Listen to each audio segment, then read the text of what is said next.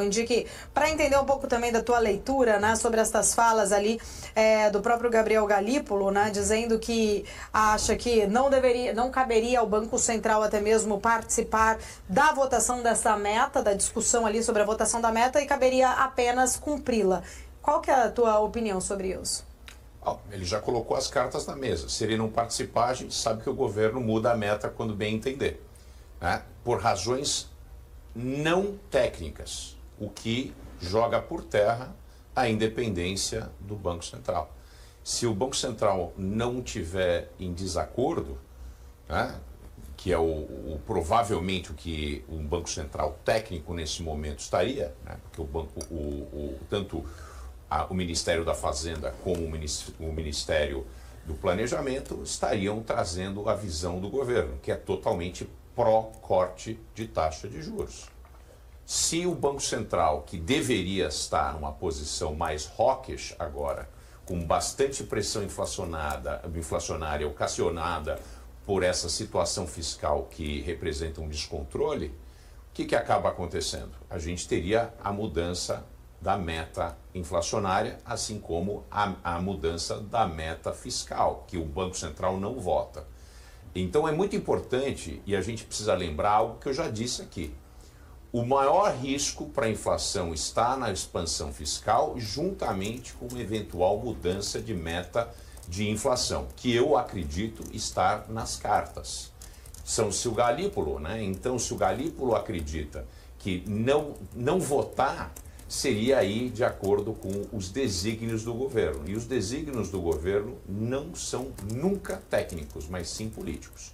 Agora, essa fala de que não existe uma relação automática entre taxa de juro americana e brasileira, eu convido o Galípolo a estudar um pouquinho mais de economia e usar um pouco de econometria para ver o que acontece todas as vezes que muda a taxa de juros nos Estados Unidos. Só lembrando o que aconteceu na sexta-feira, que os juros longos dispararam em função das expectativas de mais afrouxamento da meta fiscal com relação à isenção do imposto de renda para a camada de R$5.000 para baixo, né?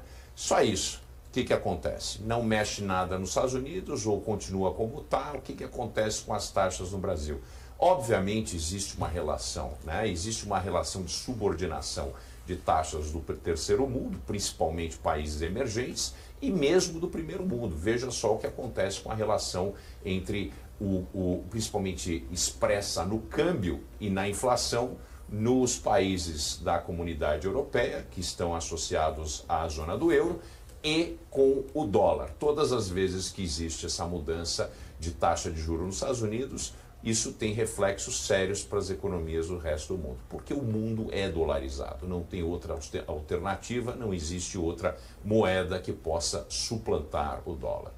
Vandique, deixa eu ver se eu entendi bem. Talvez essa declaração, então, de Gabriel Galípolo em sair desse voto pode ser interpretada de fato como uma estratégia até mesmo para atender ali talvez os anseios, vamos dizer, do Banco Central sem de alguma forma se queimar com o mercado. Não votei, o Banco Central só obedece a meta, se o governo subir a meta, foi o governo que fez isso. Seria ali talvez uma interpretação de uma mensagem mais de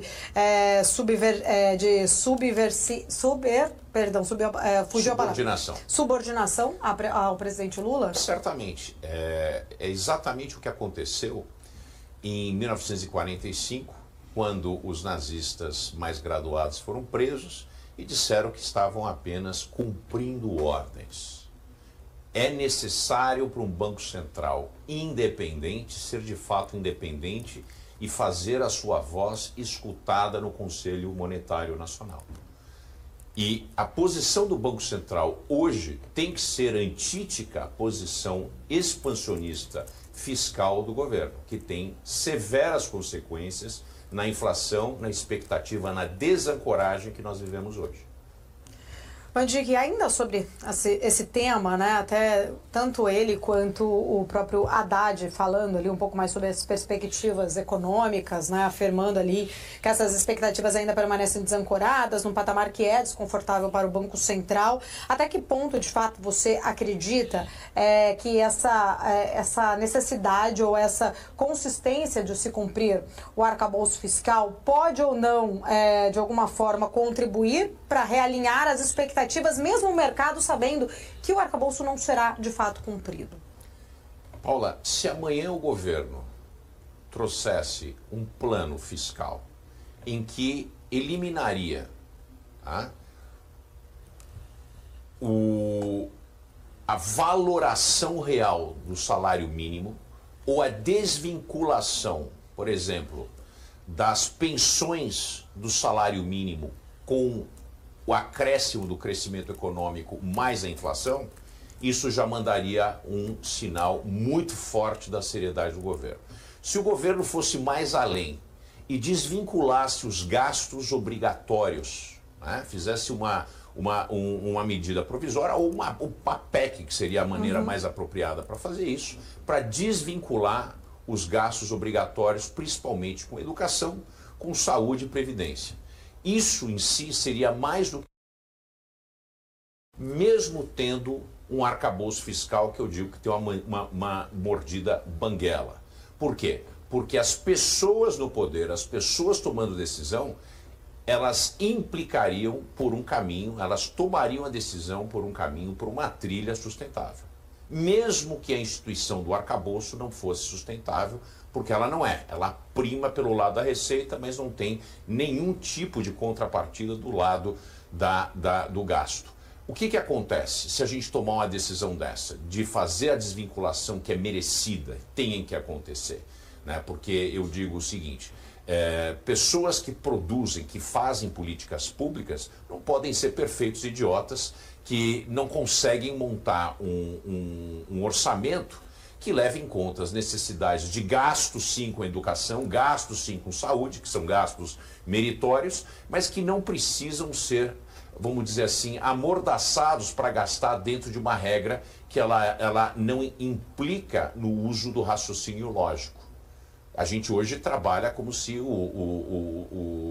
a estrutura do orçamento coubesse a pessoas que não têm capacidade de analisar as necessidades do país. Obviamente que essas pessoas têm obrigação, elas deveriam pagar caro nas eleições quando elas não fazem isso. Pelo outro lado, apenas ter a formalização do arcabouço, sem que ele tenha capacidade de frear os gastos e principalmente impedir o aumento do endividamento, que a gente está vendo aqui a coisa realmente saindo do controle, já chegando perto dos 80%, segundo a conta do Banco Central e do Tesouro, ou já em 84%, conforme as contas do FMI. Quer dizer, essa é uma vizinhança muito perigosa para um país como o nosso, que a gente tem rolagens cada vez mais curtas e com taxas mais elevadas em função da Selic aumentando com perspectiva de bater nos 13%, até um pouco mais.